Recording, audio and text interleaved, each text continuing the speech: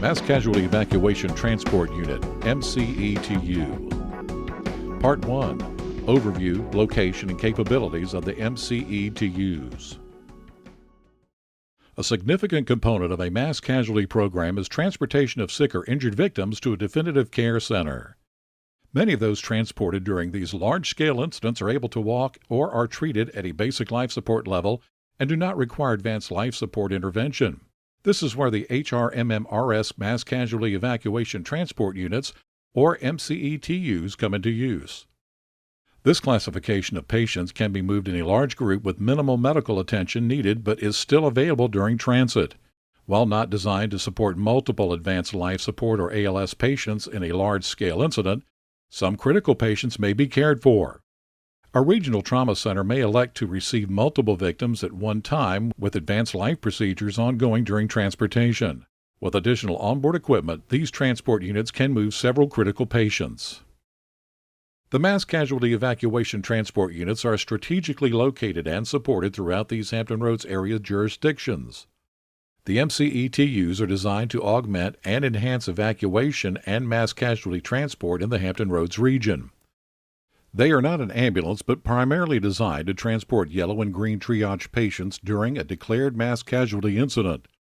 In rare cases, it may be necessary to transport red triage patients, such as when not enough ambulances are available.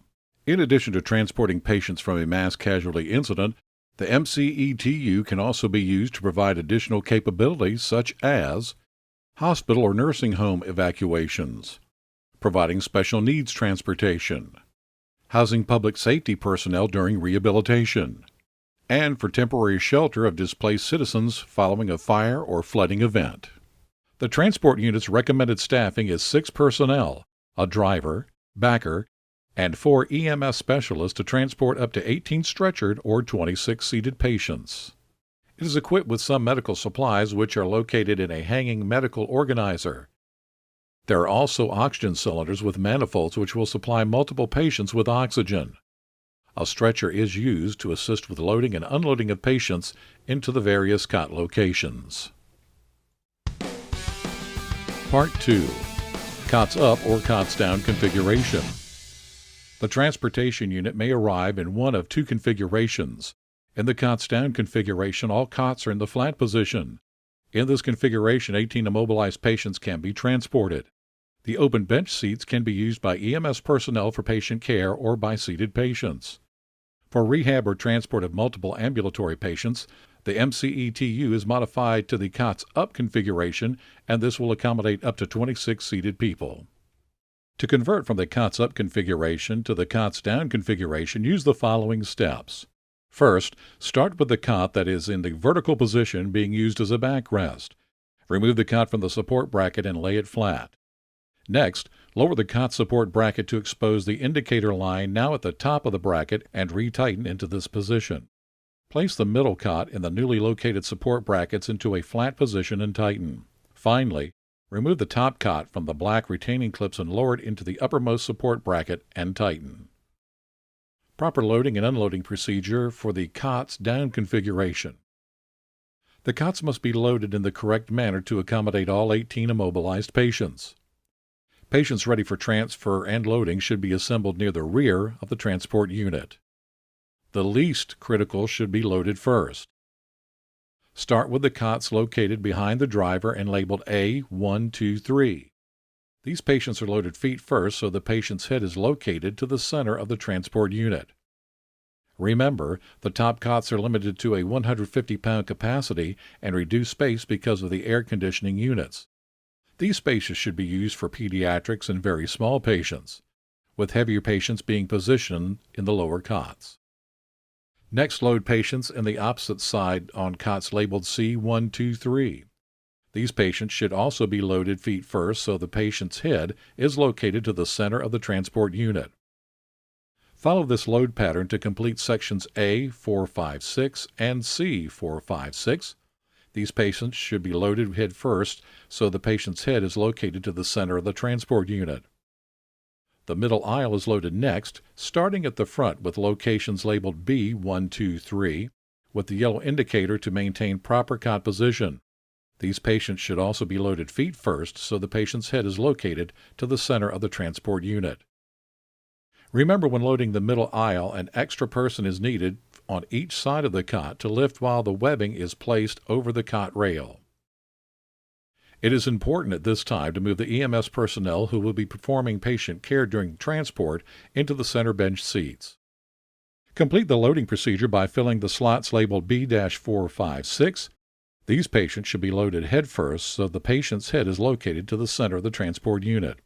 Once the transport unit has reached its destination, the unloading procedure is completed in the reverse order.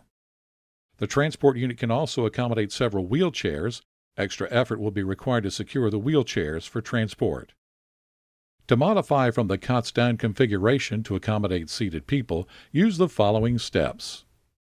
Remove the top cot from the uppermost support brackets and tilt up into the black retaining clips. Next, remove the middle cot from the support brackets and lay it flat. Raise the cot support brackets to expose the indicator line now at the bottom of the bracket and retighten into this position. Finally, move the middle cot into the newly positioned support brackets, hanging the cot in the vertical position, now being used as a backrest. Part 3, Ramp Assembly. The ramp is located in the rear of the bus. Use of gloves is required and will take 2 people to set up. Lower the ramp to the ground at the end of the bus. Located in a small compartment on the top are accessories used to assemble the ramp. Remove them and set them aside. Unzip the top where you will find 2 supporting legs. Remove them and set them to the side. Together, flip the packed ramp over and remove the case. A binding strap can now be removed. Unroll the ramp and lay it flat.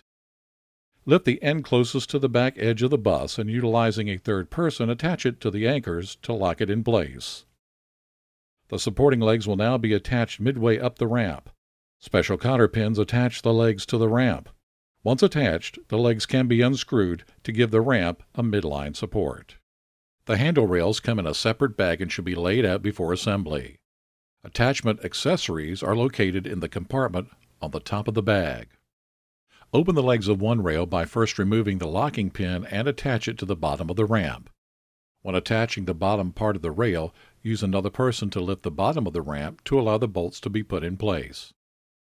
Repeat this process on the other side, making sure all U-brackets on the bottom of the rails are attached to the ramp.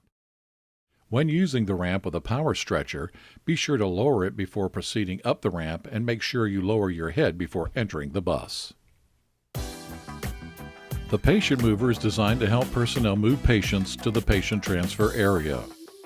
To assemble the patient mover, first set the wheels aside and remove the unit from the bag. Together, lift the feet side end and attach each wheel to the main component. Be sure the axles snap into place. Raise the feet side bracket up, then the head side up, and lower the supporting leg. The cot is now ready to be attached. There are 4 hook attachment devices used to lock the cot into place. The top hook end attaches to the cot rail, and the lower hook end of the device is wound to secure the cot in place.